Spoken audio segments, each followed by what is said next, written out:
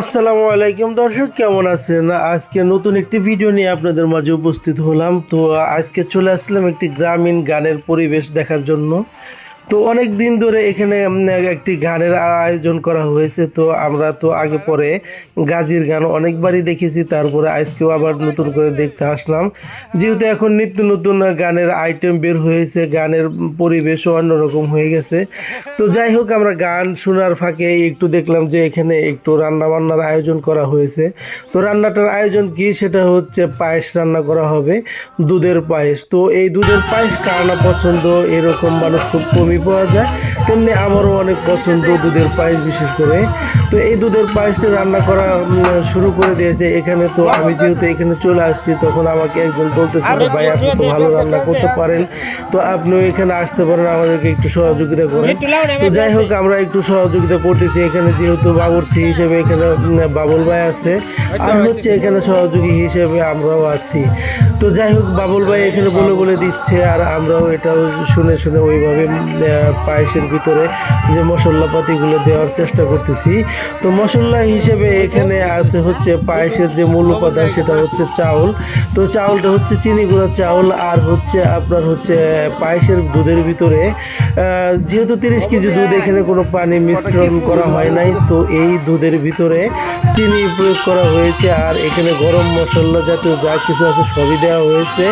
আপনার এলাচি, দারচিনি, লবঙ্গ, আর হচ্ছে তেজপাতা। যেহেতু এগুলো না দিলে পায়েসের ঘ্রাণ আসবে না, দুধেরও ওই রকম ঘ্রাণ আসবে না। তো যাই হোক, আর সাথে স্বাদ বাড়ানোর জন্য একটু লবণও প্রয়োগ করা হয়েছে। যাই হোক, আরেকটা জিনিস উপাদান এখানে দেওয়া হয় পায়েসের ভিতরে, সেটা হচ্ছে কিশমিশ। কিশমিশ দিলে পরে পায়েসের যে স্বাদের একটা অনুকরণ আছে, সেটা আরও বেড়ে যায়। যাই হোক, আমরা পায়েস রান্না করতেছিলাম, আর পাশাপাশি আমরা গানও শুনতেছিলাম, যেহেতু এখানে গাজি গান শুরু হয়ে গিয়েছে। তো দিনের বেলা একটা গানের প্রায় শেষের দিনের অংশ, যেহেতু তারা বিদায় নেবে, তাদেরকে ভালো মন্দ খাওয়াতে হবে। তো ভালো মন্দ খাওয়ানোর ভিতরে এখানে পায়েস আছে, আর হচ্ছে আপনার কক মুরগির যে মাংস সুন্দর করে কেটে আনা হয়েছিল, সেটা রান্না করে, এবং সাথে ভাত খাবে।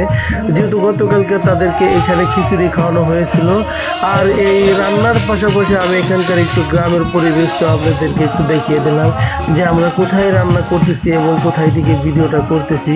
যেহেতু পায়েস আপনাদের পছন্দ, আর গানও আপনাদের পছন্দ, ওই ফাঁকে দেখা যাচ্ছে যে গানের স্টেজ, ওখানে গান গাচ্ছে, আর আমরা এখানে রান্না বান্নাও করতেছি। এবং এই পায়েসের স্বাদ টেস্ট করার জন্য একটু মুখে নেওয়া হয়েছিল, তখন বাবুর্চি সাহেবরা বললো যে না, লবণ আর একটু লাগে স্বাদটা বাড়ানোর জন্য, আর একটু চিনিও লাগে। তো যাই হোক, এই উপকরণ দেওয়ার পরে এখন দেখা গেছে যে রান্নাটা প্রায় মাঝামাঝি হয়ে আসছে, চালটা ফুটে ফুটে আসছে, দুধটাও ভারী ঘন হয়ে আসছে।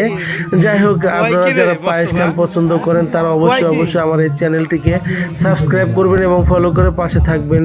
আমার এই ভিডিওতে যদি ভালো লেগে থাকে, তাহলে অবশ্যই লাইক কমেন্ট করে জানাবেন। পরবর্তী ভিডিও দেওয়ার জন্য আমি আপনাদের কাছে রেডি হয়ে আসব।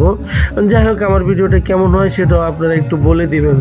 যাই হোক, আপনাদের সাথে কথা বলতেছিলাম, আর এইদিকে পায়েস বাবুর্চি রান্নাটাও প্রায় শেষের দিকে করে আসছে। দেখতে পাচ্ছেন এখানে যে লাকড়ির চুলার যে একটা রান্না, আর হচ্ছে পায়েসের যে ঘ্রাণ, দুটো মিক্সার হয়ে কিন্তু আমার নাকে কিন্তু ঝলঝল ঘ্রাণে ভরপুর হয়ে আসছে, আর মনটাও খুব মানে ছুটে যাচ্ছে যে পায়েসটা কখন হবে, কখন খাবো। যাই হোক বন্ধুরা, এখন পায়েসটা রান্না শেষের দিকে হয়েছে, জালটা একটু কমাই দেওয়া হয়েছে, আর পায়েসের যে দুধ দেখতে পাচ্ছেন খুব সুন্দর ঘন আকারের হয়ে আসছে। আপনারা দোয়া করবেন এইভাবে আপনাদেরকে যেন ভালো ভালো ভিডিও দিতে পারি এবং ভালো ভালো রান্না আপনাদেরকে উপহার দিতে পারি। অবশ্যই লাইক কমেন্ট করে আমাদের পাশে